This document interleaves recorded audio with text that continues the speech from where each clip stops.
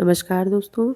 चलिए जानते हैं नवरात्र के दिनों में माता रानी को हमें कौन-कौन सी सामग्री का भोग लगाना चाहिए।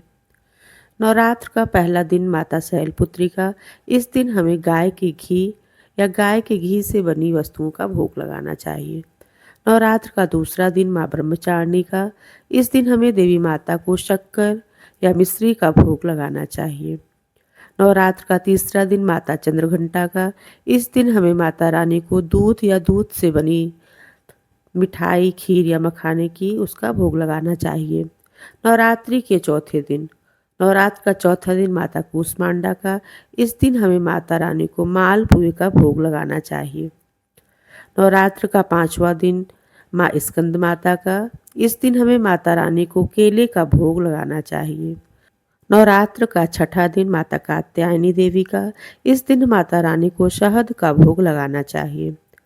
नवरात्र का सातवां दिन माता कालरात्रि का। इस दिन माता रानी को गुड़ का भोग लगाना चाहिए या गुड़ से बनी मिठाई जो हो आप उसका भोग लगा सकते हैं। नवरात्र के आठवें दिन माँ महागौरी का। महागौरी माता का दिन है। इस दिन गौरी माता को पानी वाला जो कच्चा नारियल होता है उसका भोग लगाना चाहिए। नवरात्र का नवा दिन माँ सिद्धिदात्री का है। इस दिन माता रानी को हमें समस्त प्रकार की मिठाई, फल, पकवान, हलवा, पूड़ी, चना इत्यादि का भोग लगाना चाहिए। ये तो हो गई माता रानी को हमें 9 दिन कौन कौन सी वस्तुओं का भोग लगाना चाहिए।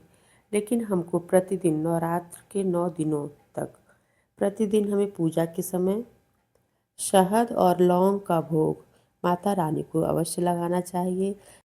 इससे हमारी जो भी मनोकामना होती है वह पूरी होती है। और अगर किसी कारणवश आपके पास किसी भी प्रकार की कोई सामग्री ना उपलब्ध हो समय पर, तो आप माता रानी को भोग प्रसाद में किसी भी प्रकार का ड्राई फ्रूट्स, काजू बादाम या जो भी आपके पास उपलब्ध हो या फल, आप उसको भोग लगा सकते हैं।